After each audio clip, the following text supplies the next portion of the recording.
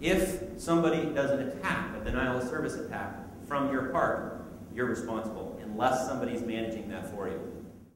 Those questions commonly asked right now in the Wi-Fi business, that is, do I charge or give it away? Those two business models are basically referred to as either pay-per-use, so guests pay to use it, or amenity. The pay-per-use model was the original. That was the original idea. There was a whole bunch of people in this business that thought, hey, we've got captive audience.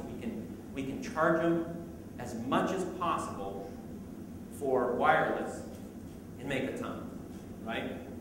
Well, what happened? All these RVers driving down the road, looking at every billboard by Holiday Inn Express and the La Quinta Inn and everything else. What does it say? Free breakfast and free high-speed internet. So when they get to your park, what do they expect? Now, that's kind of the one extreme. Supply and demand is definitely in effect. If you have a remote location and you have to pay higher expenses in bringing it out, if you are fairly pricing it, then people will pay for it. How many charge $4 for a bundle of firewood at your campfire? You can get it at Walmart for $1. Well, you're not at Walmart, right? So supply and demand needs to be carefully considered when you decide whether you're giving it away or pay-per-use.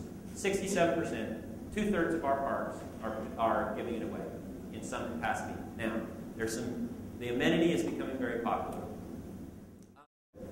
Sponsorship is where a company will come in and say, hey, Mr. Park owner, I'll take care of your Wi-Fi. I'll put it in for you, no charge to you, no issues, don't worry about it. I'm going to take care of you.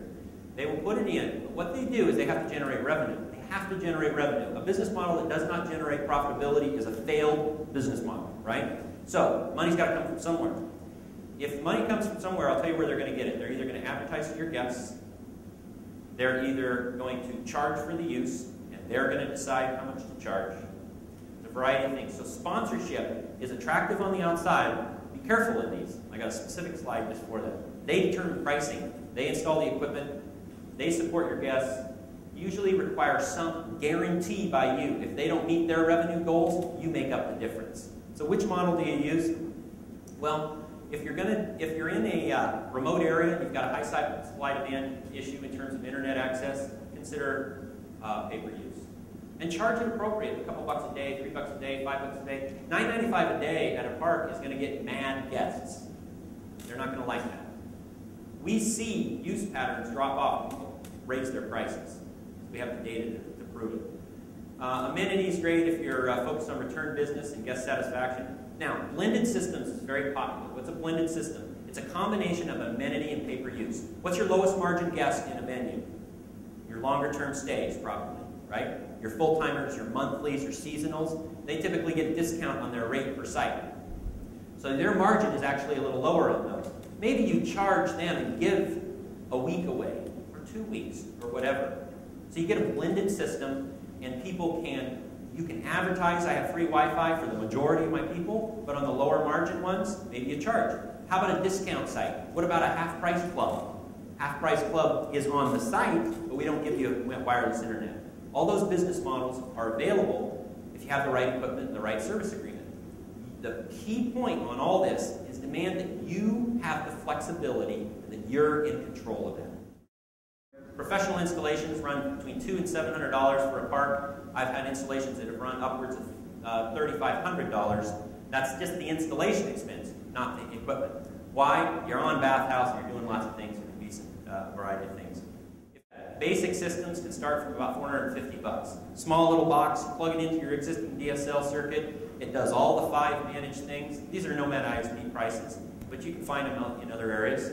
Outdoor systems typically run around $1,500 for a good size or for a medium-sized park. Get that coverage. Satellite requirements can run higher, and if you cover a large park, I have a proposal right now for 2,700 sites in northern Michigan for $82,000 in just hardware. So it's a big place. You can cover a lot of space, but a lot of guests, a lot of need. Here's who we are. This is kind of the vital statistics. We've shipped 375, this is a little bit old. We shipped our 400th system this week. We manufactured the custom equipment. We do have a national support infrastructure in the business, which means fleet, service, all that. We offer a money-back guarantee. One taker, 400 systems. Didn't have to do much with us, but it doesn't matter. Gave them their money back 6.5 months later. My wife drove with me to give them the check. We do major search engine optimization in our SEO business, and that helps us drive traffic to your park and traffic to their website. Just the demographics on us: 17 employees, we're debt-free, profitable. We'll hit 1.1 million in fiscal 06 revenue, and we're at about 162% growth over last year. That's my story. So I appreciate your attention. Again, thank you, Ken, Kevin, and we'll take questions later on.